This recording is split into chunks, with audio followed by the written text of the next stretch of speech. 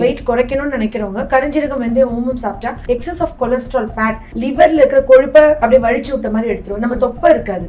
நைட்ல நீங்க ரெகுலரா கரிஞ்சீரகம் எடுத்தீங்கன்னா வயிறு பிளாட் ஆயிரும். மரணத்தை தவிர எல்லா நோய்களுக்குமான அருமருந்து கரிஞ்சீரகம். இதுலயே எல்லாமே அந்த டெத்தை மட்டும் அது தடுக்காது, மித்தபடி எல்லா நோய்களையும் சரி பண்ணணும்னு சொல்லிட்டு இதை வந்துட்டு நல்லா வறுத்துட்டு பவுடர் பண்ணி வச்சுட்டு ஹனில மிக்ஸ் பண்ணிட்டு சாப்பிட்டு தூங்க போகும்போது பெட் டைம்ல ஒரு பிஞ்ச் அளவுக்கு 1 to 2 grams டெய்லி எடுக்கலாம்னு சொல்லியிருக்காரு. எப்ப ஸ்டாப் பண்ணணும் எனக்கு போதும்ன்றது எப்ப தெரியும், என் உடம்புல கம்ப்ளீட்டா இது எல்லாமே சரி பண்ணிச்சு அப்படின்னா, இந்த கை கால் உள்ள கை கால் லைட்டா ஒரு எரிச்சல் சென்சேஷன் வருதுன்னா ஓகே எனக்கு போதுமான டோசேஜ் வந்துருச்சு. ஹோமியோபதியில நைஜெல்லா சட்டைவான்னு இது ஒரு மருந்தா யூஸ் பண்றோம். எல்லா கேன்சர் பேஷண்ட்ஸ்க்கும் நான் கொடுப்பேன். அப்படியே அந்த கட்டிகள்லாம் சுருங்கிடும். அவ்வளவு அழகா கேன்சரை ப்ரிவென்ட் பண்ணுது, அவ்வளவு அழகா அவங்களோட லைஃப் ஸ்பேனை ப்ரொலாங் பண்ணுது.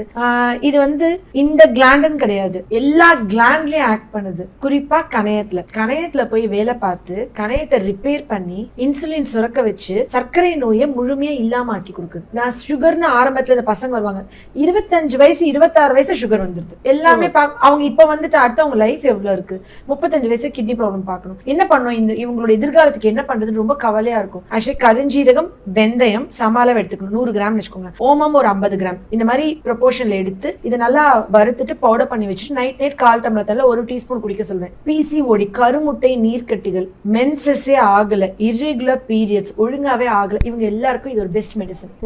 எல்லா கிளாண்டுனா ஆண்களோட வெதப்பையில இருந்து பெண்களோட கருமுட்டை வரைக்கும் வேலை பார்க்குது. இந்த ரேடியேஷன் போன்னால நிறைய உயிரணுக்கள் இல்ல, குழந்தை இல்ல கன்சீவ் வரைக்கும் சாப்பிட சொல்லுவேன். கன்சீவ் ஆயிட்டாங்க ஸ்டாப் பண்ண சொல்லிடுவேன். இதானா ஒருத்தவங்க மட்டும் ஓவர் ப்ளீடிங் இருக்கவங்க மட்டும் இது சாப்பிடக்கூடாது. ஏன் அப்படின்னா இது வந்துட்டு பிளட் கிளாட் ஆகாம, யோசிச்சு பாருங்களேன், இந்த கொரோனாக்கு அப்புறம் ஹார்ட் அட்டாக் அப்படின்னு ஒரு பயம் வருது இல்ல, எத்தனை பேர் வீட்டுல ஹார்ட் அட்டாக்ல இருந்து போறாங்க. கொரோனாக்கு அப்புறம் ஹார்ட் அட்டாக் வரக்கூடாது, எங்கேயுமே பிளட் கிளாட் ஆகக்கூடாது. ஒரே மருந்து கரிஞ்சீரகம் ரெகுலரா எடுத்தவங்களுக்கு ஹார்ட் அட்டாக் வர வாய்ப்பே இல்லை. ஏன்னா இதுல தைமோக்வைன் ஒன்று இருக்கு. தைமோக்வைன் பிளட் கிளாட் ஆகாம பிரிவென்ட் பண்ண, இருதய ரத்த குழாய்களை கிளாட் ஆகாம அடைக்காம இருக்கிறதுக்கு பயங்கரமா ஹெல்ப் பண்ணுது. டெய்லியுமே நம்ம எடுத்துக்கலாமா இல்ல டெய்லியுமே எடுத்துக்கலாம். Actually 1 gram 2 gram okay. நான் சொல்வேன் கரிஞ்சீரகத்தை வறுத்து பவுடர் பண்ணிட்டு சும்மா சுகர் பேஷண்ட்ஸா இருந்தாலும் வெந்தயம் எடுத்துக்கலாம். சோ கரிஞ்சீரகம் வெந்தயம் ஓமம், கரிஞ்சீரகம் வெந்தயம் 100 கிராம்னா ஓமம் வந்து ஒரு 50 கிராம் வறுத்துட்டு பவுடர் பண்ணி வச்சுட்டு என் பெட்ரூம்ல தண்ணி பக்கத்துல இருக்கும். இது நைட் தூங்க போகும்போது சும்மா ஒரு பிஞ்ச் அளவுக்கு ஒரு சின்ன நெல்லிக்காய் விதை சைஸ்க்கு எடுத்தா போதும். சும்மா ஒரு ஸ்பூன்ல எடுத்து அந்த எட்ஜை மட்டும் சாப்பிட்டு தண்ணி குடிச்சு தூங்கிடுவார். எப்ப ஸ்டாப் பண்ணணும் எனக்கு போதும்ன்றது எப்ப தெரியும், என் உடம்புல கம்ப்ளீட்டா இது எல்லாமே சரி பண்ணிச்சு அப்படின்னா, இந்த கை கால் உள்ள கை கால் லைட்டா ஒரு எரிச்சல் சென்சேஷன் வருதுன்னா ஓகே எனக்கு போதுமான டோசேஜ் வந்துருச்சு.